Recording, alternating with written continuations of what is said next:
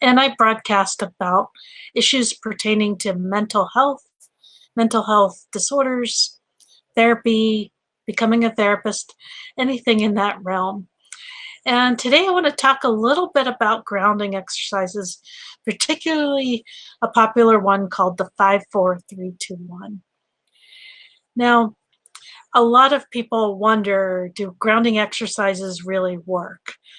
Or perhaps they will say, hey, I got anxious. I tried that abdominal breathing. It didn't work. Those things don't work. There could be a few reasons for that. One being that when we're anxious or when we're have high emotion of any sort, it's difficult to think. And it's even more difficult to utilize the tools like grounding tools or mindfulness exercises or anything like that. So, one of the secrets is to practice them when you're not feeling anxious and get really good at them. Another is to believe that they actually work, because sometimes when we're really upset, it's difficult to. We already have the mindset of this isn't going to work anyway. Um, so I've seen that with clients and with family members that depending on the mindset and the belief that hey, I have these tools in my pocket and I really can use them to bring my anxiety down a few notches, can make all the difference. So let's look at what exactly is the 5-4-3-2-1. It's one of the simpler grounding exercises, and the whole point of a grounding exercise is when we're anxious, we're kind of like out here with our with our from our body, like it's the focus is on I'm upset, my heart's pounding, I'm sweating, I'm panicky, I'm thinking what if, kind of what if thoughts, what if this happens, what if that happens. And the whole purpose of grounding exercises is to bring ourselves back into our body. And the 5-4-3-2-1 is one way to do that. So it's really simple. And if you want to grab a pen, write this down, that's a good idea. But it's utilizing all the senses to bring yourself back into your body. So 5, you want to look for 5 things that you can see and name them.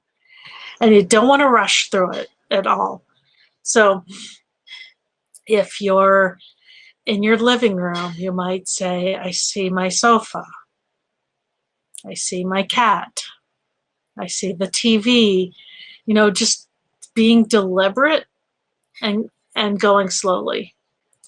And try not to focus on when you're practicing it, feeling silly about it or saying this is so simplistic. Just be deliberate and really focus on those things that you see. 4 is for things that you hear. What are 4 things that you hear? Like right now, I hear my noise machine outside the room. I'd really have to focus. Maybe you can hear traffic, maybe, depending on where you are. Maybe you can hear your refrigerator or your computer running or whatever it is. But again, very slowly, very deliberately. Let's see. 3 things that, oh, you know what? I messed that up. 4 things you can touch. Okay, they get progressively difficult. That's funny that I mixed that up. All right. 4 things you can touch. That's simpler than it's 3 things you can hear. Okay, so using the sense of touch is really helpful for grounding. So, like I have this pen, I might, feel the smoothness of it. I'm looking at the writing, on it. So it's, I could do sight, I could do touch, those sorts of things. The pants I'm wearing, I can pet my cat. All right. Then 3 things you can hear because there'll be fewer sounds. 2 things you can smell and 1 thing you can taste. And so the smell, you may have to really stop and, focus, or you may need to like grab a blanket and smell that, or your shirt or something like that.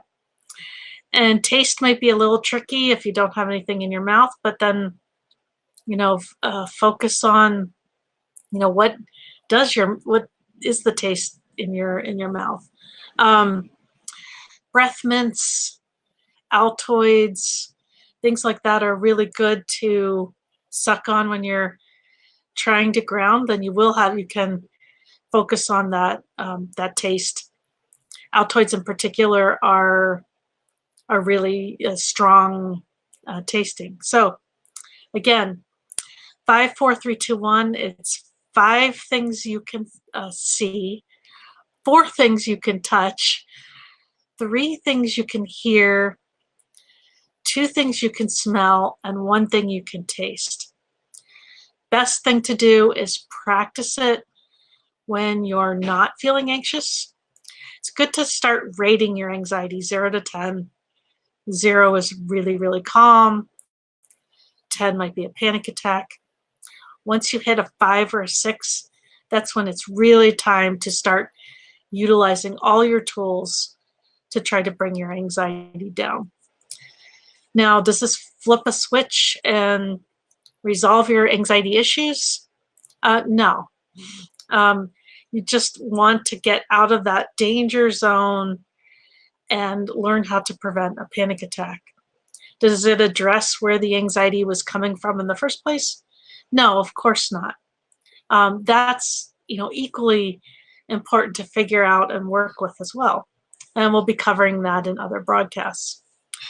So again, I'm Dr. Jennifer Fee, a licensed clinical psychologist in Southern California.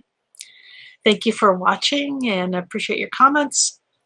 You can find me at drjenniferfee.com, and I will look forward to seeing you next time.